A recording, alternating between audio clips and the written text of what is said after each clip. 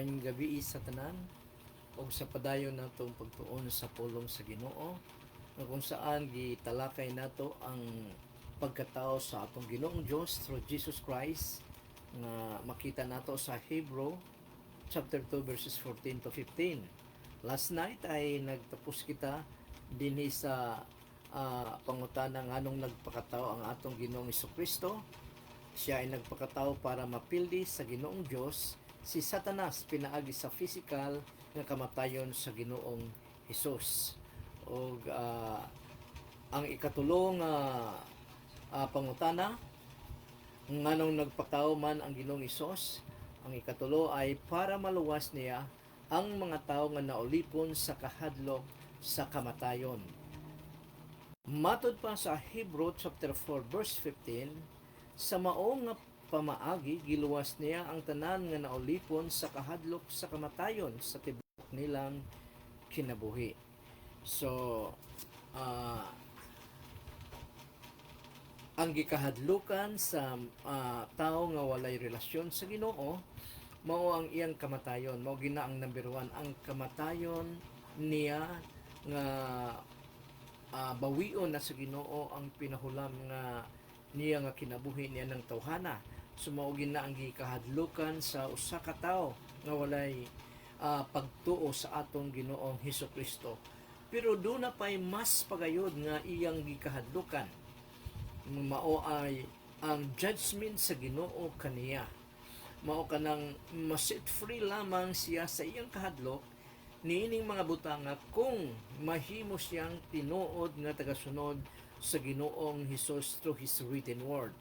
Balikon ko, ang ikatulo nga nganong nagpakatao man ang Ginoong Hesus para maluwas niya ang mga tao nga naulipon sa kahadlok sa kamatayon. Mo na nga sa John chapter 8 verses 31 to 32, dinhi ay klaro kayong giingon sa atong Ginoong Kristo ngadto sa kanyang audience nga matud pa niya. Unya miingon si Isus sa mga Hudyo nga mituo kaniya, kung magpadayon kamo sa pagtuman sa akong mga gitudlo, tinuod gayud nga kamo akong mga sumusunod. So kinsay giingnan dinhi sa atong Ginoong Kristo ang mituo kanya daw.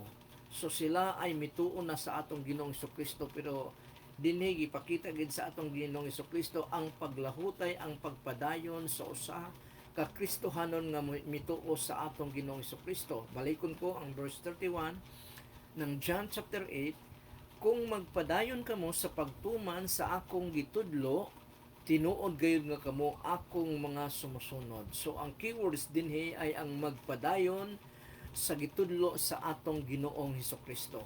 Daghang kaayong mga Kristohanon nga matod pa nila nga save na sila o luwas na sila o kini nga kaluwasan ay magpadayon bisan pa og dili sila magpadayon sa atong Ginoong Hesukristo, bisan pa ay mobalik sila sa ilang daan nga kinabuhi, daan nga binuhatan nga kontra sa kabubuton sa atong Ginoong Hesukristo.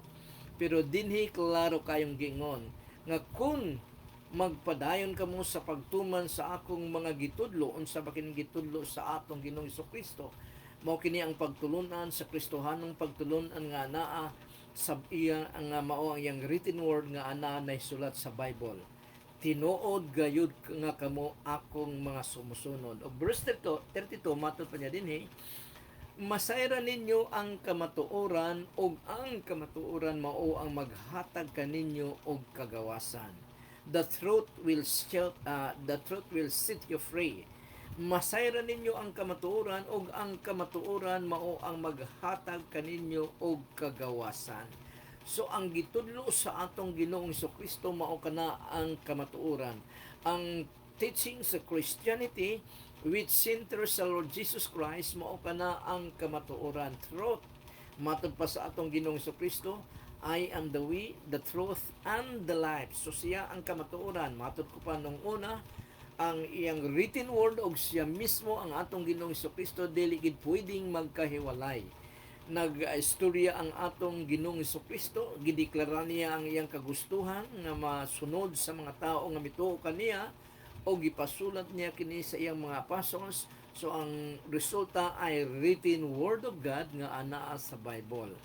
Nasipre na kita sa kahadlok sa kamatayon kitang mga Kristohanon og judgment sa atong Ginoong Hesus kay nasayran man nato ang iyang kamatuoran. Ang kamatuoran sa atong Ginoong Hesukristo nga nasa iyang written word. Muna nga wala na kita sa kahadlok sa tanang mituo sa atong Ginoong Hesukristo nga nagmatinud-anon sa ilang pagtuo. Tungod sa ilang pagtuo sa atong Ginoong Hesukristo ay ginasunod nila, di-obey His written word. Ginasunod nila ang iyang written word, gi-apply sa ilang pagkatao o ang ilang pagkatao na transform according gayod sa gusto sa atong Ginoong Hesukristo.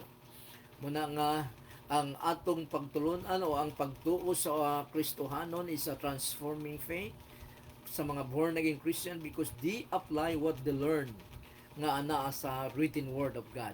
Matod pa sa John chapter 3 verse 16, kay gihigugma gayud sa Dios ang kalibutan. So gihigugma daw sa Dios ang sangkatauhan, ang mga tao sa tibuok kalibutan. Kay gihigugma gayud sa Dios ang kalibutan, mao nga gihatag niya ang iyang bugtong anak. So tungod sa iyang paghigugma, tungod sa paghigugma sa atong Ginoong Dios sa sangkatauhan, gihatag daw niya ang iyang bugtong anak nga nagpakamatay sa krus ng Kalbaryo para mapasaylo kita sa atong mga sala. Gihatag niya ang iyang bugtong anak which is Jesus Christ aron nga si bisan kinsa nga motuo kaniya dili malaglag, dili pagasilutan kung dili makaangkon hinuon og kinabuhi nga walay katapusan. Sumatod pa din bisan kinsa nga mituo kaniya unsa man ang iyang nationality, Chinese man siya, American man siya, Pilipino man siya, bright man siya, dili man siya bright, basta mituo sa bugtong anak. Dili matod pa din dili na siya malaglag kung dili makaangkon hinuon sa kinabuhi nga walay katapusan. So dahil ni ana nga passage pangako sa atong Ginoong Hesukristo, isa kana sa dahilan nga nung dili na mahadlok ang usa ka Kristohanon sa oras sa iyang kamatayon dahil sigurado siyang makaangkon sa kinabuhi nga walay katapusan daw kay mituo naman siya sa atong Ginoong Hesukristo.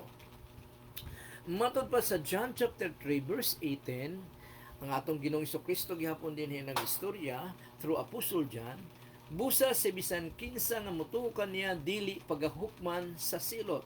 So ang tanan daw si bisan kinsa, ang tanan nga mituo sa atong Ginoong Hesukristo dili pagahukman sa silot, apan si bisan kinsa nga wala mutuo kaniya, mutuo kay Jesus Christ, in contrast kini, apan si bisan kinsa nga wala mutuo kaniya nahukman na tungod kay wala siya mutuo sa bugtong anak sa Dios. So simple lang, kinahanglan ang usa ka tawo mutuo sa atong Ginoong Hesukristo. Kung dili siya mutuo, matud pa dinhi nahukman na daw siya nganuman kay wala siya mutuo sa bugtong anak sa atong Ginoong Dios. So klaro kaayo kini nga mga passages sa New Testament nga makita nato ni ang gideklara sa atong Ginoong Dios through the beloved John the Beloved o the Apostle John. Sa 1 John chapter 5 verses 11 to 13, ani anausab ang deklarasyon sa atong Ginoong Dios through Apostle John. 1 John chapter 5 verses 11 to 13, namatod pa niya dinhi. Og mao kini ang pagpamatuod sa Dios. This is the testimony of God the Father, nga kita gihatagan niya og kinabuhi nga walay katapusan. Kinsa nang kitang mga Kristohanon, apil si Apostol John, matod pa niya nga kita gihatagan niya og kinabuhi nga walay katapusan. Bisan buhi pa si Apostol John samtang ginasulat niya kining iyang sulat ngadto sa mga Kristohanon sa Asia Minor, matod pa niya meron na siyang gihatagan na siya og kinabuhi nga walay katapusan. Og kining kinabuhi anaa sa iyang anak. 1 John chapter 5 verses 11 to 13. Ang kining kinabuhi daw ang kinangbuhing dayon ang naghupot niini o ang nagkaput niini ang atong Ginoong Hesukristo. Verse 12.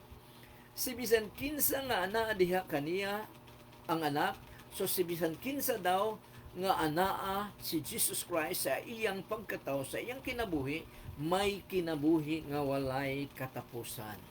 So doon na siya ay kinabuhi nga walay katapusan. In contrast, matod pa sa verse 12, apan kung wala diha kaniya ang anak sa Dios, which is Jesus Christ, wala siya ay kinabuhi nga walay katapusan. So simple lang, gi-contrast lang din sa atong Ginoong Dios to apostol diyan, si bisan kinsa nga ana diha kaniya ang anak, may kinabuhi nga walay katapusan. Apan kung wala kaniya ang anak sa Dios, wala siya'y kinabuhi nga walay katapusan. So simple lang, ang tanan nga mituo nakighiusa sa atong Ginoong Kristo pinaagi sa pagtuo, may kinabuhing walay katapusan og na-set free na siya sa kahadlok sa kamatayon.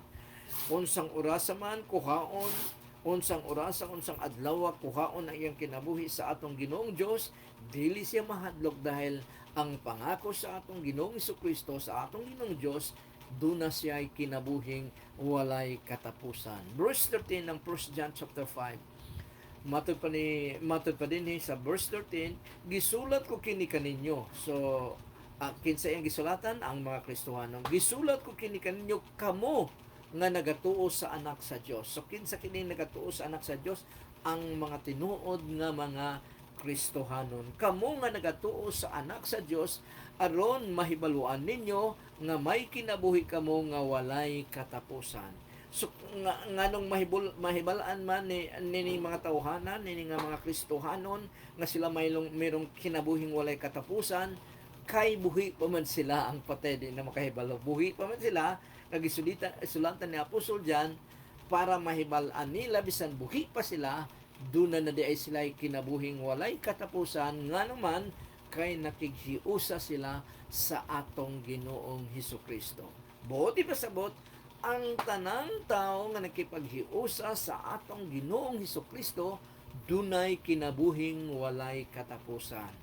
Ang timailhan sa usa ka tawo nga nakipaghiusa sa atong Ginoong Hesukristo, bag-o na siya nga nilalang. Ang mga impluensya sa yawa ay iya nang gitalikdan, iya nang gilikayan. O ang kabubuton sa atong Ginoong Hesukristo, sa atong Ginoong Dios, mao ang iyang ginasunod sa adlaw-adlaw niyang kinabuhi. So in short, ang nganong nagpakatao ang atong Ginoong Hesukristo nining kalibutan nga impluwensya sa yawa. Matod ang Christmas dahil ang atong gitalakay in connection or in relation sa pagpakatao sa atong Ginoong Hesukristo, ang Christmas ay ang paghatag sa Ginoong Hesus sa iyang kaugalingon kanato. Kung wala niya ihatag ang iyang kaugalingon nga gilansang sa krus didto sa Calvary, walay Christmas. Kung wala siya magpakatao, walay Christmas. So ang Christmas ay ang paghatag sa Ginoong Hesus sa iyang kaugalingon kanatong matinud-anon nga mga Kristohanon, para maranasan nato ang kinabuhi, para maranasan sa Ginoong Kristo ang kinabuhi nga normal nga tao, ug ihalad ang iyang kaugalingon kanato. Mao nang gingon sa Hebrew chapter 2 verse 14.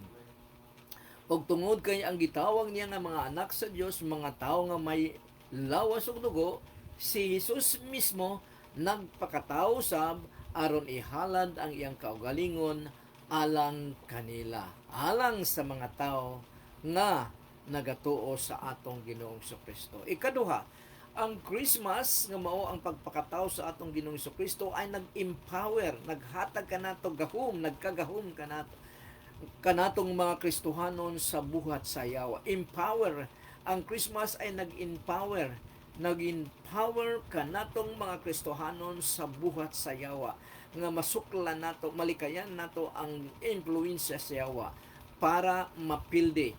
Nagpakatao ang atong Ginoong Kristo para mapildi sa Ginoong Dios si Satanas pinaagi sa physical nga kamatayon sa Ginoong Hesus. Matod pa sa Hebrew chapter 2 verse 14, kay pinaagi sa iyang kamatayon, mapildi niya si Satanas nga mao ang gigikanan sa kamatayon sa mga tao.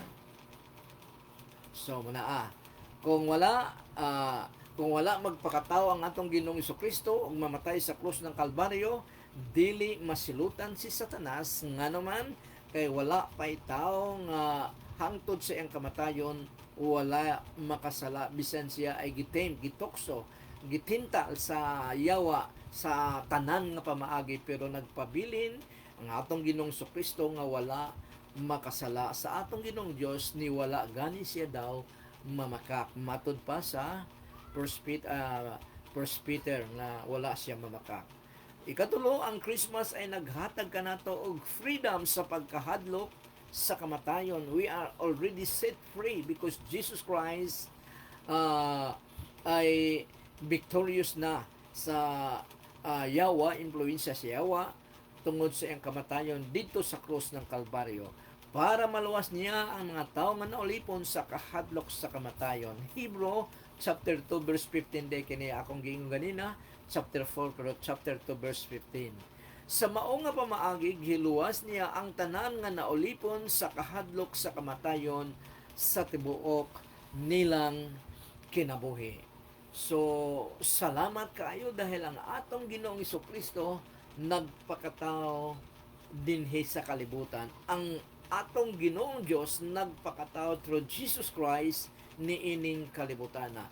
Bisag nahibal-an niya nga sakiton gayud siya hangtod sa iyang kamatayon dahil sa iyang purpose nga luwason ang mga tao kadtong mga tao nga motuo sa kaniya.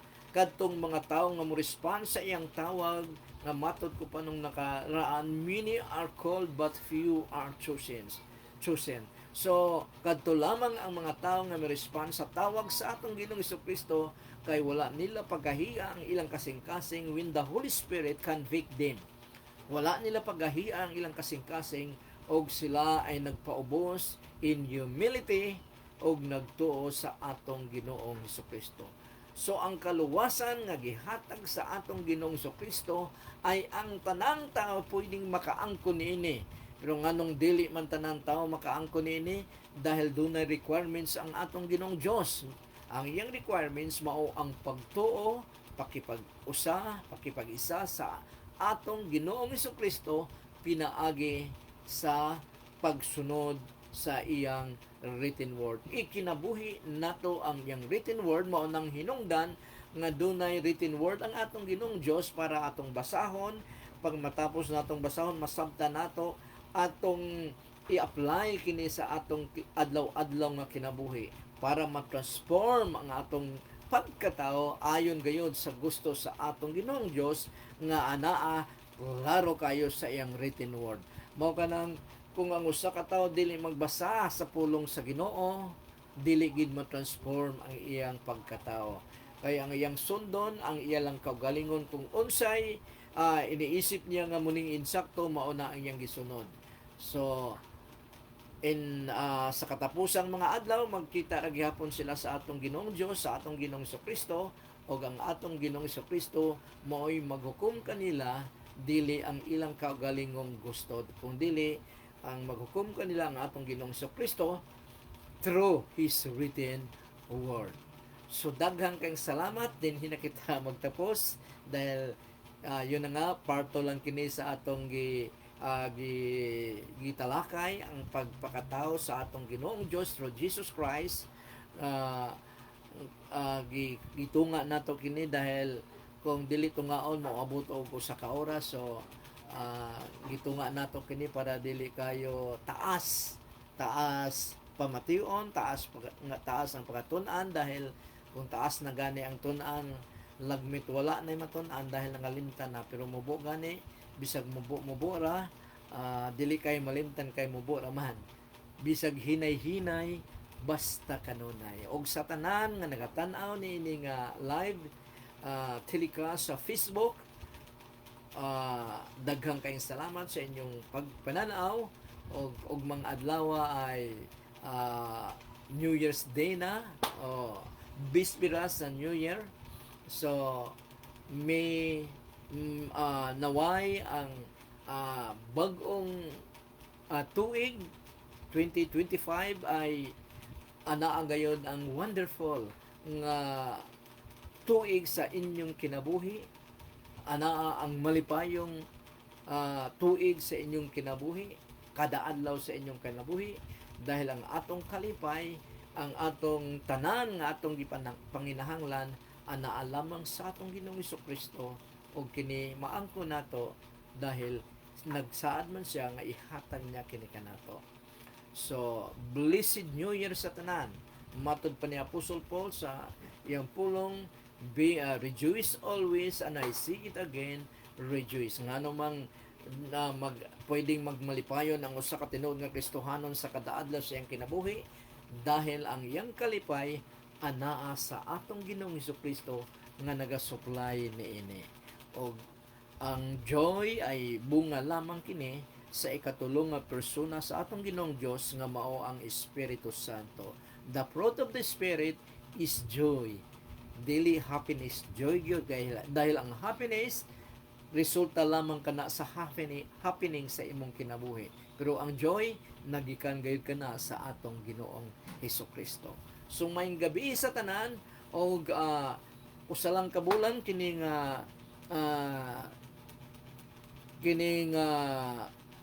recording sa Facebook ay i-erase na nila kini, pero kini nga mga recording ay andoon sa akong personal nga channel sa YouTube.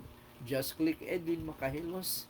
Makita mo na diha ang akong library sa teaching sa tanan nga makasugok sa pagtulunan sa akong pagtulunan. Salamat kayo, og daghang kayong salamat. May the Lord bless you and keep you. May the Lord make His face shine upon you and be gracious to you. May the Lord lift up His countenance upon you and give you peace. Lord God, sa tanang nananaw Ginoo, kung doon naman sila ay sakit, o Lord God, I pray, Father God, hikapa ang ilang lawas, Panginoon, nga nagmalfunction, O Lord God, o ipadaloy ang imong kagalingan, Ginoo. Ipadawat ang imong kagalingan sa mga nananaw ni ini nga programa, O Lord God, o ipaabot, Ginoo, ang imong kaayuhan in the name of Jesus, in Jesus' mighty name. Open the windows of your heavens, O Lord God, and pour out so much blessing, O Lord God, sa tao nga nagatanaw nini. If he needs, O Lord God, healing, physical healing, let your healing, O Lord God, physically be upon on him, O Lord God. Sa tanan yang panginahanglan, Ginoo, according to His needs, bless them, O Lord God, by providing it, O Lord God. Salamat kay Amahan. In Jesus' mighty name. Amen, amen, and amen. Maayong gabi sa tanan.